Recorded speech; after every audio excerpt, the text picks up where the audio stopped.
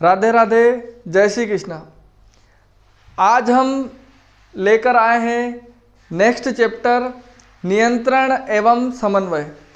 आज हम इस चैप्टर में 2025 का जो मॉडल पेपर है उसमें जो प्रश्न दिए हैं, जो पैटर्न दिया है, इस चैप्टर से कितने नंबर के और कौन कौन से प्रश्न पूछे जाएंगे उसके बारे में डिस्कस करते हैं।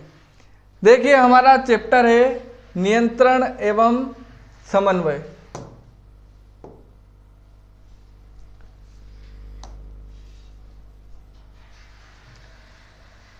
इस चैप्टर में हम जानेंगे न्यूरॉन्स के बारे में, तंत्रिका कोशिका के बारे में।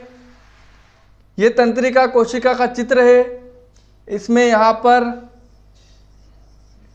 ये केंद्रक दिया है। ये जो हिस्सा है कोशिका का है। तंत्रिका कोशिका का जो ये सिरे होते हैं, जहाँ से आवेग प्रवेश करते हैं, उन्हें द्रुमिका कहते हैं।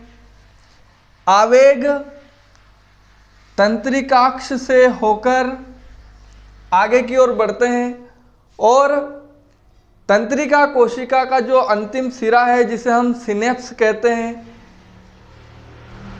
इस सिनेप्स के बाद अगली तंत्रिका कोशिका की ये जो द्रुमिकाएं हैं इस सिनेप्स से जुड़ी रहती है। तो एक के बाद एक तंत्रिका कोशिका जुड़ती है और आवेगों को मस्तिष्क तक ले जाने का काम करती है। यह चित्र एक बार एक बोर्ड की एग्जाम में आया था। तंत्रिका पेशी संधि का नामांकित चित्र बनाइए। तो ये तंत्रिकाक्ष यहाँ पर दिया है। ये पेशी फाइबर है। ये यहाँ पर लाल रंग से जो दिख रही है कोशिका है। ये जो हिस्सा है इसको कहते हैं तंत्रिका पेशी संधि। इसको यहाँ पर जूम करके बताया है। यहाँ पर इसमें ये दिया है माइटोकॉन्ड्रिया। नेक्स्ट हम इसमें प्रतिवर्ती चाप के बारे में पढ़ेंगे। इस चैप्टर का सबसे इंपॉर्टेंट भाग है मस्तिष्क। देखिए, मस्तिष्क के 3 भाग होते हैं, अग्र मस्तिष्क, पश्च मस्तिष्क और ये जो बीच का हिस्सा है मध्य मस्तिष्क। तो ये पूरा चैप्टर पढ़ने के लिए हमें 2013 से लेकर 2024 तक के सभी प्रश्न सॉल्व करने पड़ेंगे, जो कि हम अगली वीडियो में करेंगे। इस वीडियो में हम सिर्फ 2025 मॉडल पेपर में इस चैप्टर से जो प्रश्न बोर्ड ने जारी किए हैं उनके बारे में देखेंगे कि अबसद वाले कितने प्रश्न आएंगे, रिक्त स्थान वाले कितने प्रश्न रहेंगे और किस टाइप से रहेंगे, अति लघुत्रात्मक प्रश्न कौन सा है, लघुत्रात्मक प्रश्न कौन सा है। इस चैप्टर में हम मानव शरीर में स्थित ग्रंथियों के बारे में और उन ग्रंथियों से निकलने वाले हार्मोन और उनके कार्यों के बारे में भी जानेंगे।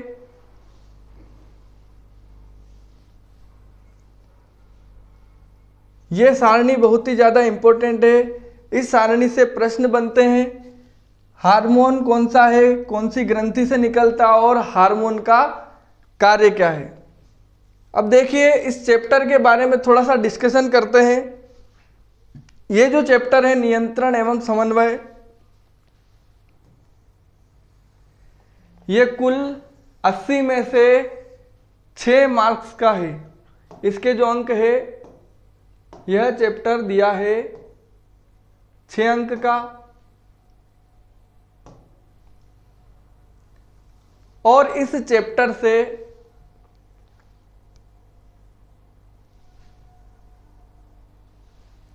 देखिए, एक प्रश्न जो पूछा जाएगा ऑब्जेक्टिव बहुविकल्पात्मक, एक प्रश्न 1 नंबर का रहेगा रिक्त स्थान, एक प्रश्न अति लघुत्रात्मक जिसका आपको 1 लाइन में आंसर देना है,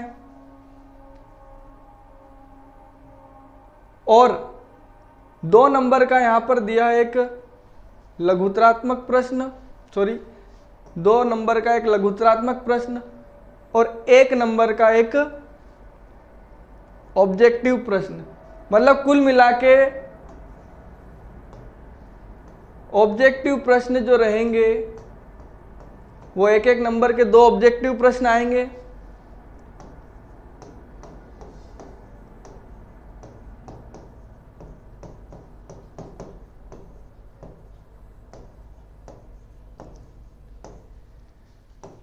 एक रिक्त स्थान,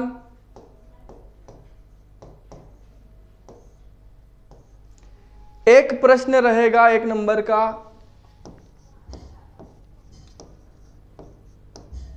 अति लघुत्तरात्मक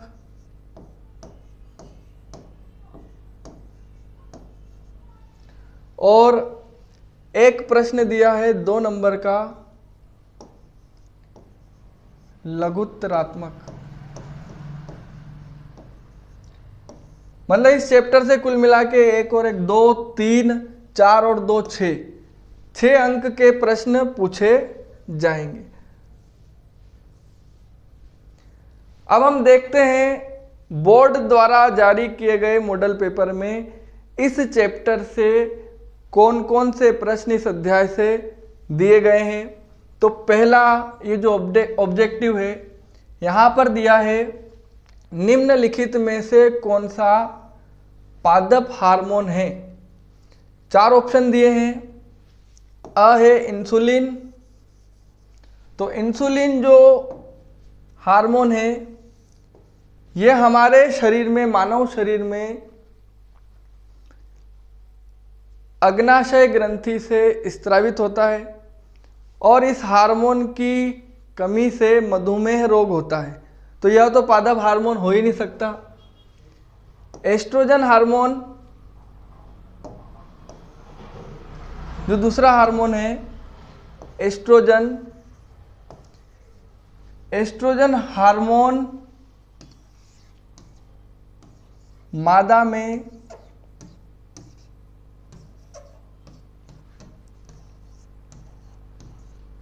अंडाशय ग्रंथि से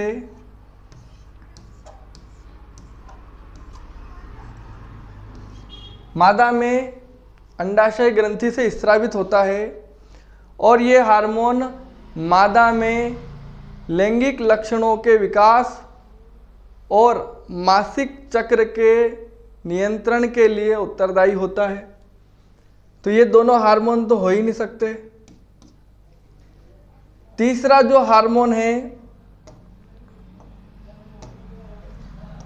थायरोक्सिन हार्मोन। थायरोक्सिन हार्मोन भी मानव शरीर में थायराइड ग्रंथि जो कि गले में होती है, हमारी किताब में इस ग्रंथि का नाम हिंदी में दिया है आउटू ग्रंथि।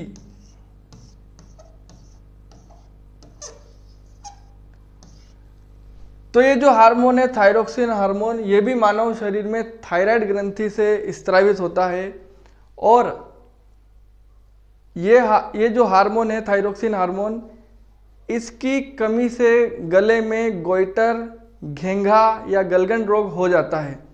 और थायरोक्सिन हार्मोन के निर्माण के लिए जो पदार्थ जिम्मेदार होता है उसका नाम है iodine.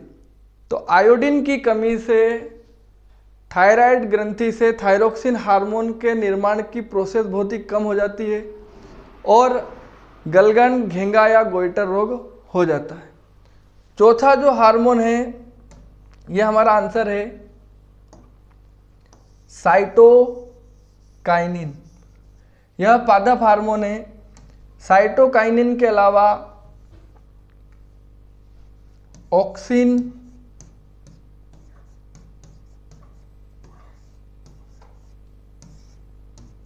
Gibberellin,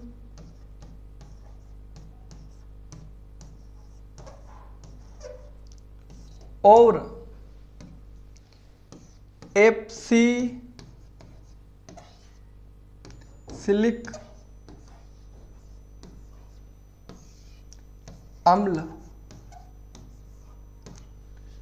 cytokinin, auxin, gibberellin और एप्सिसिलिक अम्ल, ये चारों पादप हार्मोन हैं।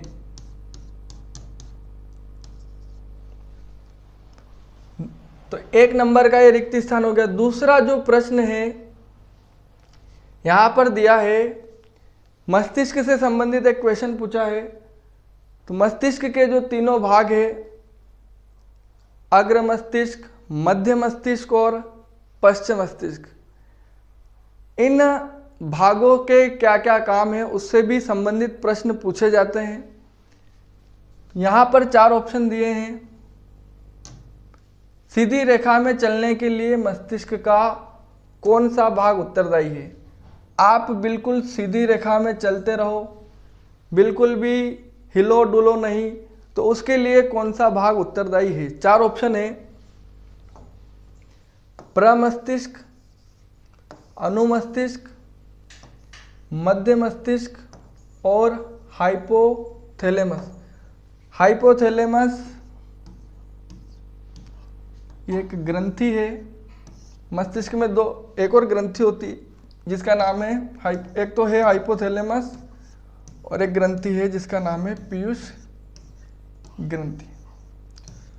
तो इन 4 ऑप्शन में से हमारा आंसर कौन सा है जो हमें बिल्कुल सीधी रेखा में चलने के लिए उत्तरदायी होता है?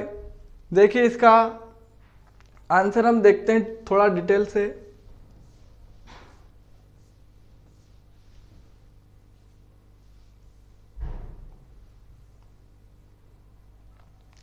देखिए पादप के कुछ और हार्मोन हैं, पहले मैं ये बता देता हूं। पादप में एक हार्मोन जो होता है, पहले हम इसको डिस्कस कर लेते हैं। पादप में 4 जो हार्मोन है उनकी थोड़ी डिटेल है। एक हार्मोन जिसे ऑक्सिन कहते हैं, यह प्ररोह के अग्रभाग में संश्लेषित होता है। प्ररोह क्या होता है? पौधे का जो सबसे ऊपरी भाग होता है, जो लगातार वृद्धि करता रहता है, उसे हम बोलते हैं प्ररोह, और जो जड़ वाला भाग होता है उसे हम बोलते हैं आरोह। तो ये ऑक्सिन जो हार्मोन है ये प्ररोह के अग्रभाग में संश्लेषित होता है और कोशिकाओं की लंबाई में वृद्धि में सहायक होता है। मतलब पौधे के विकास में जो उत्तरदायी है उस हार्मोन का नाम है ऑक्सिन। जब पादप पर एक ओर से प्रकाश आ रहा है तब ऑक्सिन विसरित होकर प्ररोह के छाया वाले भाग में चला जाता है। मतलब सूर्य के विपरीत दिशा में ऑक्सिन चला जाएगा, प्ररोह की प्रकाश से दूर वाली साइड में ऑक्सीजन का सांद्रण कोशिकाओं की लंबाई में वृद्धि के लिए उद्दीपित करता है। तो ऑक्सिन हार्मोन जब सूर्य देव के सामने प्ररोह वाला भाग जाता है तो ये प्ररोह के विपरीत दिशा में ऑक्सिन हार्मोन का सांद्रण बढ़ जाता है और यह कोशिकाओं की लंबाई बढ़ाता है। दूसरा जो हार्मोन है उसका नाम है जिब्रेलिन। यह ऑक्सिन की तरह ही, लेकिन यह तने की वृद्धि में सहायक होता है। तो तने की लंबाई बढ़ने में ये प्रश्न पूछ सकते हैं कि तने की लंबाई में वृद्धि के लिए कौन सा हार्मोन उत्तरदायी होता है? उसका नाम है जिब्रेलिन हार्मोन। तीसरा जो हार्मोन है साइटोकाइनिन, यह कोशिका विभाजन को प्रेरित करता है और इसलिए यह उन क्षेत्रों में जहां कोशिका विभाजन तीव्र होता है, विशेष रूप से फलों में और बीजों में अधिक सांद्रता में पाया जाता है।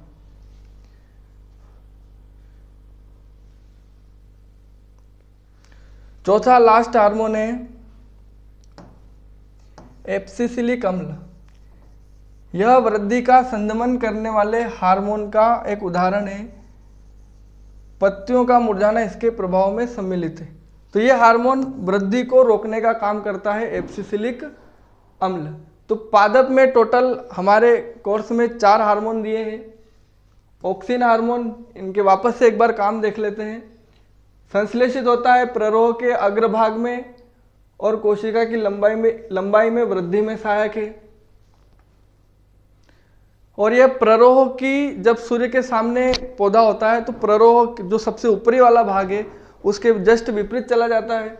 दूसरा हार्मोन हमने पढ़ा जिब्रेलिन, यह तने की वृद्धि में सहायक होता है। तीसरा हार्मोन था साइटोकाइनिन, कोशिका विभाजन को प्रेरित करता है और यह विशेष रूप से फलों और बीजों में, जहाँ कोशिका विभाजन की ज़्यादा आवश्यकता होती है, वहाँ पर अधिक सांद्रता में पाया जाता है।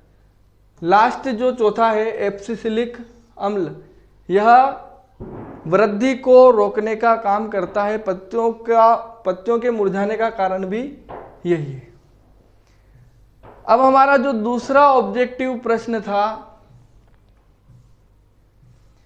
कि सीधी रेखा में चलने के लिए मस्तिष्क का कौन सा भाग उत्तरदायी होता है। तो देखिए, मानव मस्तिष्क का वह भाग जो मुख्य रूप से सीधी रेखा में चलने के लिए उत्तरदायी होता है उसका नाम है अनुमस्तिष्क। क्या नाम है? अनुमस्तिष्क। तो अनुमस्तिष्क, अभी हम एक चित्र भी देखेंगे। अनुमस्तिष्क मस्तिष्क के पीछे प्रमस्तिष्क के नीचे स्थित होता है और चलने के दौरान संतुलन और समन्वय बनाए रखने सहित स्वैच्छिक गतियों के समन्वय में महत्वपूर्ण भूमिका निभाता है। ये देखिए मस्तिष्क का चित्र, और हम देखेंगे इसमें कि अनुमस्तिष्क कहाँ पर स्थित है। मस्तिष्क का ये आगे वाला जो भाग है इसको बोलते हैं अग्र मस्तिष्क। ये ऊपर होता है प्रमस्तिष्क। प्रमस्तिष्क के जस्ट नीचे ये जो हिस्सा दिया है इसका नाम है अनुमस्तिष्क। यहाँ बीच में होता है मध्य मस्तिष्क। मस्तिष्क के मेन 3 भाग है, अग्र मस्तिष्क, मध्य मस्तिष्क और पश्चिम मस्तिष्क। पोन्स, मेडुला, अनुमस्तिष्क, ये तीनों पश्चिम मस्तिष्क के भाग है। प्रमस्तिष्क अग्र मस्तिष्क का भाग है और यहाँ होता है बीच में मध्य मस्तिष्क। तो ये जो अनुमस्तिष्क है, इसको थोड़ा, ये जो हिस्सा दिया है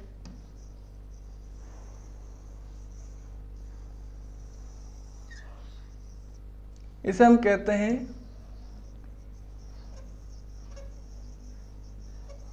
अनुमस्तिष्क।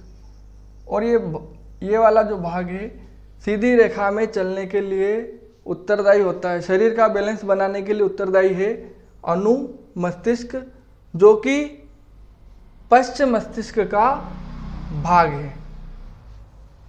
देखिए ये एनसीईआरटी से हमने कुछ इस प्रश्न से रिलेटेड जो सामग्री है वो ली है। मस्तिष्क का मुख्य सोचने वाला भाग अग्र मस्तिष्क है। इसमें विभिन्न ग्राही से संवेदी आवेग प्राप्त करने के लिए क्षेत्र होते हैं। अग्र मस्तिष्क के अलग अलग क्षेत्र सुनने, सूंघने, देखने आदि के लिए विशिष्टीकृत है। तो अग्र मस्तिष्क सुनने, सूंघने और देखने के लिए काम में आता है। भूख से संबंधित केंद्र, आपको भूख लगेगी, ये कैसे पता लगेगा? तो ये भी अग्र मस्तिष्क से ही पता लगेगा। आगे देखिए, शरीर की सभी अनैच्छिक क्रियाएं जिन पर हमारा नियंत्रण नहीं होता, उनमें से कई मध्य मस्तिष्क और पश्चिम मस्तिष्क से नियंत्रित होते हैं। कुछ अनैच्छिक क्रियाएं हैं प्रश्न ये भी पूछा गया है 2013 से 2014 के बीच में।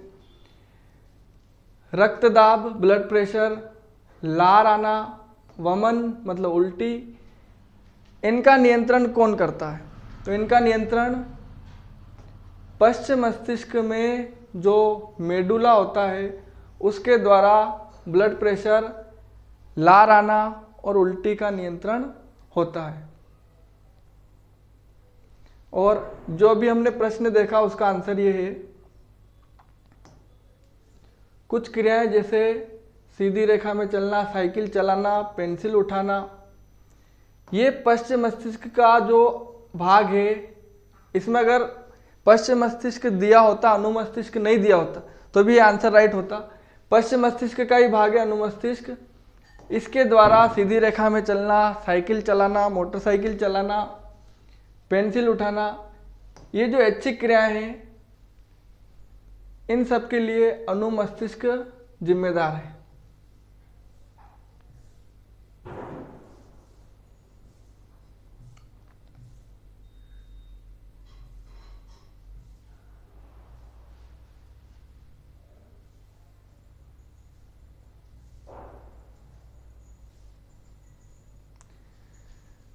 अगला प्रश्न है, एक रिक्त स्थान आया था, एक रिक्त स्थान पूछा गया है मॉडल पेपर में, उसका थर्ड प्रश्न, ये जो तीसरा प्रश्न है, यह प्रश्न इस चैप्टर से संबंधित है। रिक्त स्थान तथा रिक्त स्थान मिलकर केंद्रीय तंत्रिका तंत्र बनाते हैं। तो केंद्रीय तंत्रिका तंत्र, एक तो यहां पर आंसर है मस्तिष्क और मेरु रज्जु मिलकर केंद्रीय तंत्रिका तंत्र बनाते हैं। एक अति लघुत्रात्मक इसमें जो पूछा है, मानव तंत्रिका तंत्र की सबसे छोटी संरचनात्मक इकाई का नाम क्या है? तो मानव तंत्रिका तंत्र की जो सबसे छोटी इकाई है, जिसके बारे में हमने चैप्टर के शुरुआत में ही पढ़ा था, न्यूरॉन, या इसका एक और नाम है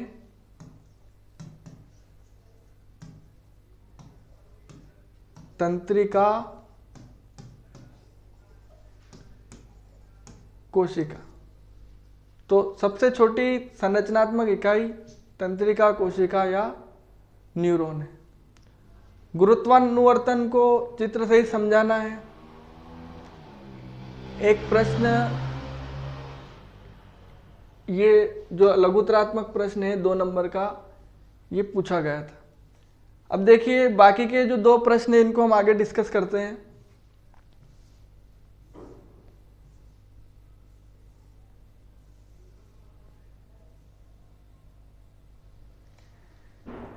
एक जो रिक्त स्थान था उसका तो ये आंसर दे रखा है, मस्तिष्क और मेरु रज्जु केंद्रीय तंत्रिका तंत्र बनाते हैं। एक प्रश्न भी देखा था जस्ट, रिक्त स्थान तथा रिक्त स्थान मिलकर केंद्रीय तंत्रिका तंत्र बनाते हैं, तो उसका आंसर है मस्तिष्क और मेरु रज्जु मिलकर केंद्रीय तंत्रिका तंत्र बनाते हैं। फिर ये तंत्रिका कोशिका है, ये तंत्रिका तंत्र की संरचनात्मक और क्रियात्मक इकाई है, सबसे छोटी इकाई है। जैसे मकान ईंटों से बनता है वैसे ही तंत्रिका तंत्र इन न्यूरॉन से मिलकर बना होता है। लास्ट के जो 2 प्रश्न रह गए थे, गुरुत्वानुवर्तन को समझाना है। देखिए सबसे पहले इस चित्र को देखते हैं। इसमें ये ऊपर वाला जो भाग होता है इसे हम कहते हैं प्ररोह, और ये जो जड़ वाला भाग है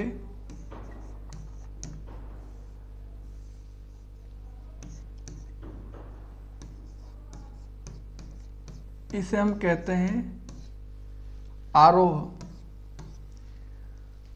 अब जब प्रकाश जब आएगा तो ये पौधे का जो प्ररोह वाला भाग है यह प्रकाश की दिशा में चला जाएगा।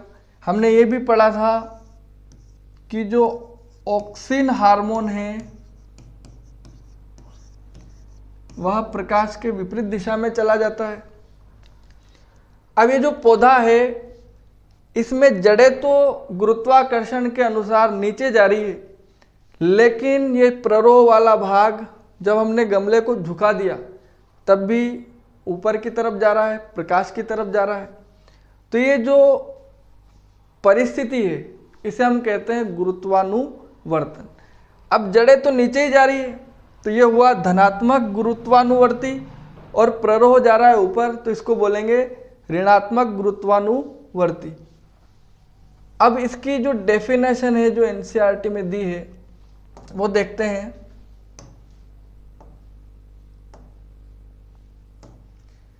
पादप अन्य उद्दीपनों के लिए भी अनुक्रिया करके अनुवर्तन दिखाते हैं। एक पादप की जो जड़ है सदैव नीचे की ओर वृद्धि करती है, जड़ हमेशा नीचे जाएगी जैसे अभी देखा था। प्ररोह प्रायः ऊपर की ओर तथा पृथ्वी से दूर वृद्धि करते हैं। प्ररोह और जड़ में, प्ररोह तो जाता है ऊपरीगामी और जड़ में होती है लगातार अधोगामी वृद्धि होती है। तो पृथ्वी या गुरुत्व के खिंचाव की अनुक्रिया निसंदेह गुरुत्वानुवर्तन कहलाती है। तो प्ररोह का ऊपर की ओर जाना और जड़ का नीचे की ओर जाना गुरुत्वानुवर्तन कहलाता है। तो इस तरह से हमने इस चैप्टर में जितने भी प्रश्न आए हुए हैं, ये वाला जो प्रश्न है इस चैप्टर का नहीं है, अगले चैप्टर में हम इसको पढ़ेंगे। तो हमने इस तरह से 2025 के जो मॉडल पेपर है उसमें कितने नंबर के प्रश्न आते हैं, कौन कौन से प्रश्न आते हैं, किस टाइप से आते हैं और कौन से प्रश्न पूछे गए हैं, उन प्रश्नों को, उनके आंसर्स को डिस्कस किया। एक बार फिर देख लेते हैं। पादप हार्मोन इनमें से कौन सा है? 4 याद रखने आपको, एब्सिसिलिक अम्ल, ऑक्सिन, जिब्रेलिन और साइटोकाइनिन। इन चारों के काम भी हमने देखे हैं। सीधी रेखा में चलने के लिए कौन सा भाग उत्तरदायी है? तो इसमें हमने देखा है अनुमस्तिष्क, जो कि पश्च मस्तिष्क का ही भाग है। तो 2 तो ऑब्जेक्टिव देखे, तीसरा हमने देखा ए तथा बी मिलकर केंद्रीय तंत्रिका तंत्र बनाते हैं। तो ए और बी कौन है? मस्तिष्क और मेरुरज्जु। फिर हमने 1 नंबर का एक अति लघुत्रात्मक प्रश्न देखा, छोटा सा प्रश्न पूछा है, मानव तंत्रिका तंत्र की सबसे छोटी संरचनात्मक इकाई का नाम क्या है? तो इसे हम बोलते हैं तंत्रिका कोशिका या न्यूरॉन। फिर हमने देखा गुरुत्वानुवर्तन क्रिया को चित्र बनाकर समझाइए। तो आपको इसमें ये गमले वाला जो चित्र है, गमले को उल्टा कर रखा है, इस चित्र को यहाँ पर थोड़ा बड़ा कर लेते हैं।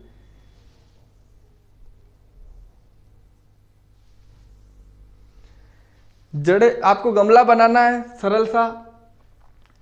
गमले में जड़ें नीचे की ओर जा रही है, लेकिन ये जो प्ररोह है ये ऊपर की तरफ जा रहा है। तो इस तरह से हमने 2025 मॉडल पेपर के इस चैप्टर से नियंत्रण और समन्वय से आए हुए सभी प्रश्न देखे हैं।